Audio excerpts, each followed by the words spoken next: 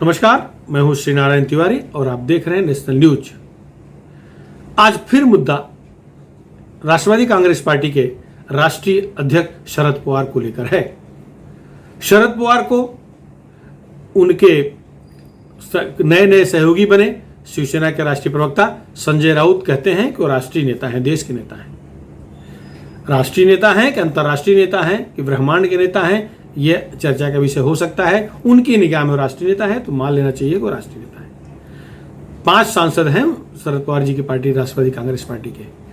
कभी भी महाराष्ट्र पर अपने बल पर सत्ता स्थापित नहीं कर सके हैं, ये सच्चाई है, कड़वा सच है। उनकी राजनीतिक शुरुआत, उनको राजनीति में महत्वपूर्ण स्थान देने वाले तत्कालीन गुरु की गद्दी छीन करके मुख्यमंत्री बनने का इनका रिकॉर्ड रहा है।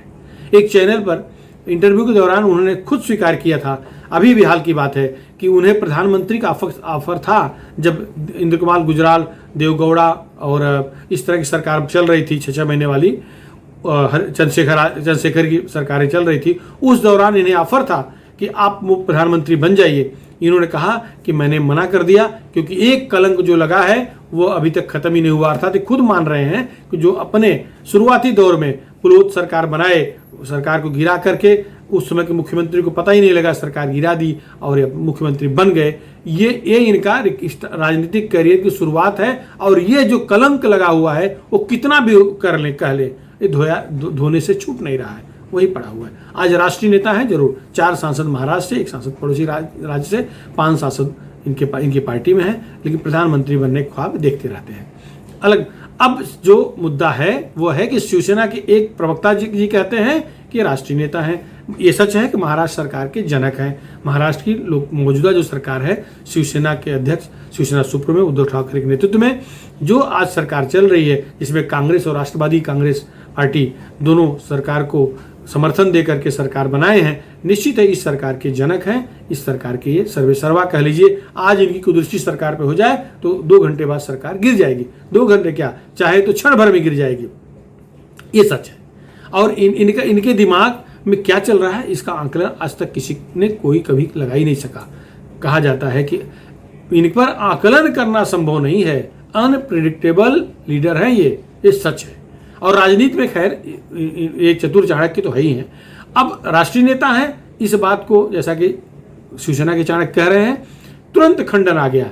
शिवसेना के चाणक्य किरीट सोमैया की गिरफ्तारी की डिटेन के बाद या दिन भर जो नौटंकी हुई है, पुलिस ने परेशान किया है, उस प्रकरण में सुबह उठ के मीडिया के सामने आते हैं, कहते हैं कि उस घटनाक्रम से मुख्यमंत्री अथवा मुख्यमंत्री कार्यालय से कोई संबंध नहीं है। ये कार्रवाई गृह मंत्रालय ने की है। गृह मंत्रालय राष्ट्रवादी कांग्रेस पार्टी के पास है और राष्ट्रवादी कांग्रेस पार्टी के हसन मुश्रीफ खिलाफ आंदोलन एक तरह से मूवमेंट कर चला रहे हैं किरीट सोमैया कोल्हापुर जाते तो उनके खिलाफ एक और भ्रष्टाचार का मामला उजागर करते, इसलिए पुलिस रोक रही है। कुल मिलाकर के राष्ट्रवादी कांग्रेस पार्टी पर खप्पर फोड़ना चाह रहे थे संजय राउत और फोड़ दिए, और शिवसेना को एक तरह से क्लीन चिट दी अपने भाषा में कि हमारा उससे लेना देना नहीं है, क्योंकि उन्होंने कहा कि मैंने सीएम से बात किया, मैंने सीएमओ से बात किया, मैंने एचएमओ होम मिनिस्टर मंत्री से बात किया।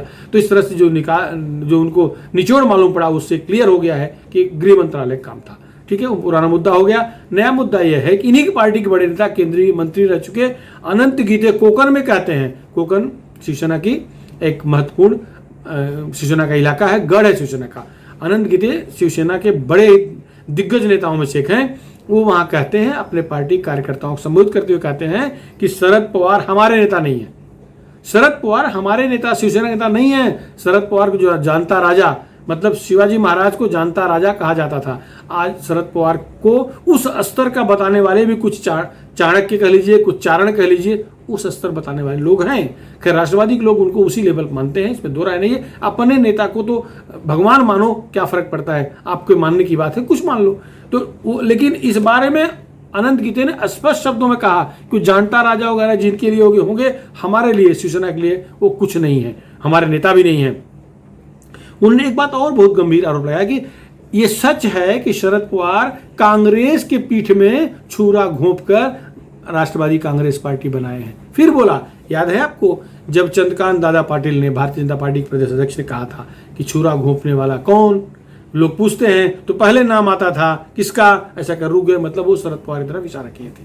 आज फिर ये बात निकाल रहे हैं। कौन निकाल रहे हैं? आनंद गीते, वो शिवसेना के नेता हैं। शिवसेना की सरकार गठित किए हैं शरद पवार, और शिवसेना के नेता कह रहे हैं कि छुरा घोंपने वाले नेता हैं। उन्होंने इतने पर ही वो नहीं रुके हैं, उन्होंने आगे कहा है कि राष्ट्रवादी कांग्रेस पार्टी और कांग्रेस पार्टी के विचार एक हो ही नहीं सकते, तो शिवसेना उनके विचारों में अपना विचार कैसे शामिल करेगी, अर्थात उनके विचार की शिवसेना कैसे होगी। उन्होंने कहा सरकार चल रही है, ठीक है सरकार चल रही है, कर सरकार गिर गई तो, ऐसा सवाल किया। अर्थात सरकार गिर गई तो शिवसेना को तैयार रहो, अपने बल पे खड़ा होना है, अपने बल पे रहना है, शिवसेना ही आपकी है, ऐसा शिवसैनिकों में जोश भर रहे थे।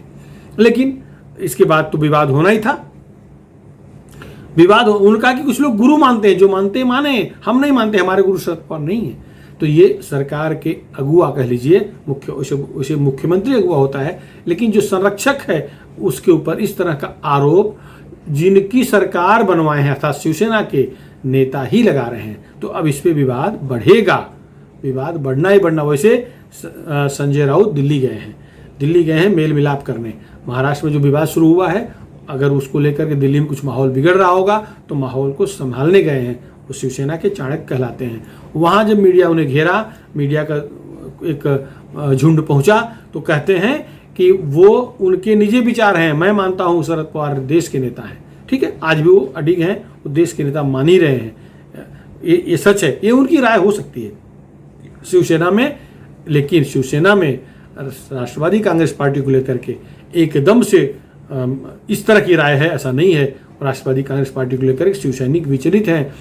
आपको याद होगा प्रताप सरनाईक ने मुख्यमंत्री पत्र लिखा था, जिसमें कहा था, प्रताप सरनाईक उद्धव ठाकरे करीबी नेता हैं, जिसमें प्रताप सरनाईक ने कहा था कि शिवसेना शिवसैनिकों को तोड़ रहे हैं राष्ट्रवादी के लोग, शिवसैनिकों को कमजोर कर रहे हैं राष्ट्रवादी के लोग। उन्होंने आग्रह किया था कि भाजपा से टकराव करना ठीक नहीं है। आपको अगर याद होगा तो ये पत्र उस समय लिखा गया था जब मुख्यमंत्री उद्धव ठाकरे प्रधानमंत्री नरेंद्र मोदी से मिलने दिल्ली जा रहे थे। जिस दिन दिल्ली जा रहे थे तब का पत्र है, और 8-10 दिन के बाद वो मीडिया में वायरल हुआ है। तो मतलब संयोग भी कह लीजिए, वो दिल्ली जा रहे हैं, यहाँ ऐसा कहा जा रहा है। मतलब प्रताप सरनाईक कह रहे हैं कि राष्ट्रवादी कांग्रेस पार्टी डैमेज कर रही है। शिवसैनिक शाखा प्रमुख, शिवसेना के नेता, शिवसेना के विधायक, शिवसेना नगर सेवक मान रहे हैं कि राष्ट्रवादी संगत से शिवसेना कमजोर हो रही है। आज जो गठबंधन की सरकार चल रही है, ठीक है, बाला साहब ठाकरे को वचन दिए थे उद्धव ठाकरे जी कि शिवसैनिक को मुख्यमंत्री बनाएंगे, वो बन गए, और खुद बनने की इच्छा उनकी नहीं थी, लेकिन इससे शिवसेना कमजोर हो रही है, ये शिवसैनिक मान रहे हैं। क्योंकि शिवसेना का विचार, राष्ट्रवादी कांग्रेस पार्टी के विचार और कांग्रेस के विचार कदापि एक नहीं है। कांग्रेस और राष्ट्रवादी खिलाफ लड़ के शिवसैनिक ही लड़ के ही शिवसेना को जिंदा किए हुए हैं। शिवसेना की सत्ता लाए हैं, या शिवसेना के विधायक चुन के लाते हैं, शिवसेना के सांसद चुन के लाते हैं, शिवसेना के नगर सेवक चुन के लाते हैं, शिवसेना के जितने पद निर्वाचित होकर आते हैं वह इन दो दलों से लड़ के ही आए हैं। शिवसैनिकों का मानना है कि जो 18 सांसद आज दिख रहे हैं महाराष्ट्र के, वो बीजेपी के नरेंद्र मोदी का नाम यूज करके मिला है, बीजेपी के साथ रहने से मिला है। वो खुद मान रहे हैं अगर बीजेपी शिवसेना अलग हो गई तो शिवसेना के 6 सांसद से ऊपर नहीं आ सकते। कारण ये कि शिवसेना और भाजपा को जब बटेगा, आपस में टकराएगा, तो नुकसान होना है।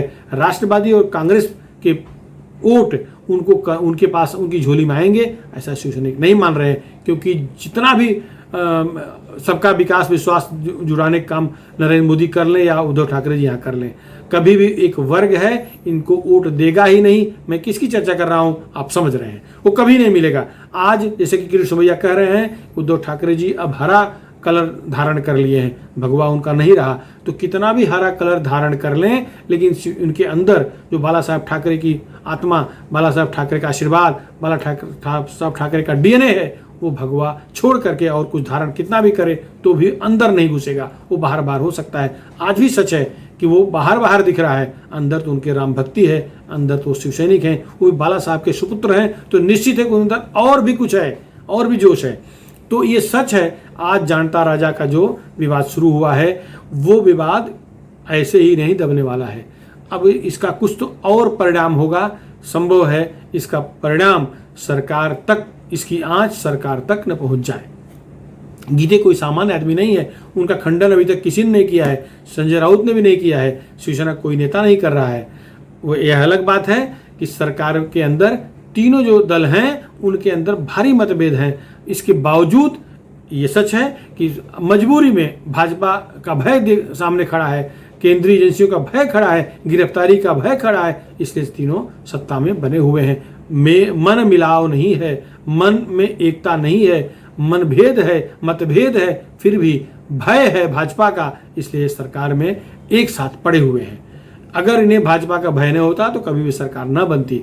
अब इसमें तो निश्चित चुटकी लोग लेंगे ही लेंगे। भाजपा तो एकदम आक्रामक हुई बैठी ही है। अब कुछ भी कह लें, सुनील तटकरे कह रहे हैं कि उनकी गीते के मन का जो नैराश्य है वह शरद पवार के बारे में ऐसा बोल रहे हैं।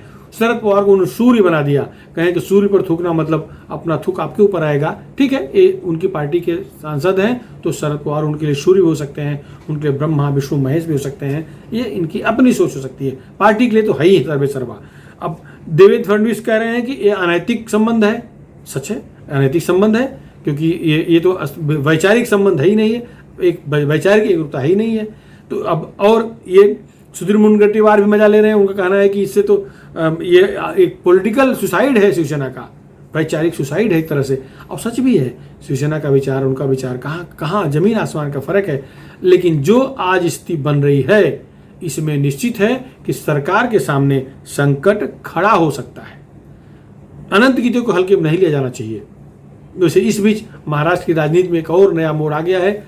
जो साकीनाका में बलात्कार हुआ था, बलात्कार के मुद्दे को लेकर के राज्यपाल ने एक चिट्ठी लिखी है सरकार को, मुख्यमंत्री को, जिसमें कहा है कि 2 दिन का अधिवेशन बुला लीजिए और उसमें जो कानून बनाइए और जिस निर्भया कांड के जैसा कोई कांड न हो उसकी पुनरावृत्ति रोकने के लिए ये करिए और बहस हो जाए।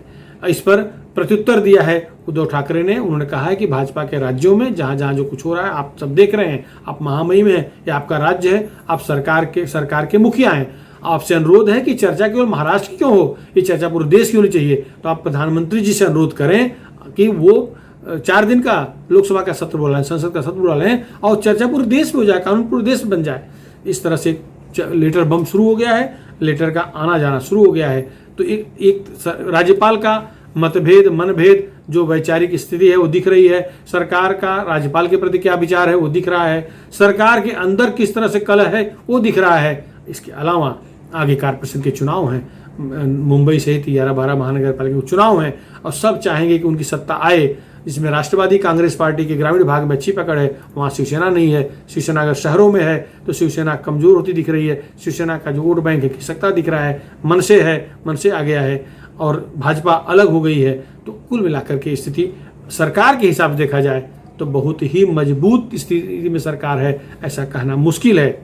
वैसे किरीट सोमैया का जो हमला चल रहा है, भाजपा का जो हमला चल रहा है, आरोपों की बमबारी रोज हो रही है, वो चालू है। वैसे शिवसेना प्रमुख उद्धव ठाकरे के अत्यंत करीबी परब ने 100 करोड़ का दावा कर दिया है, मानहानि का दावा उनके खिलाफ, सोमैया के खिलाफ कर दिया है। हाईकोर्ट में मामला चला गया है। हसन मुशर्रफ 150 करोड़ दावा करने का दावा कर चुके हैं, वो भी करने जा रहे हैं। तो अभी दावा प्रत्यावा कोर्ट का मामला चलेगा। उधर मारपीट की स्थिति आई, उधर उनको कोल्हापुर नहीं जाने दिया गया, वह स्थिति है। तो कानून और व्यवस्था बिगड़ रही है, ऐसा भी जस्टिफाई करने की कोशिश भाजपा कर रही है।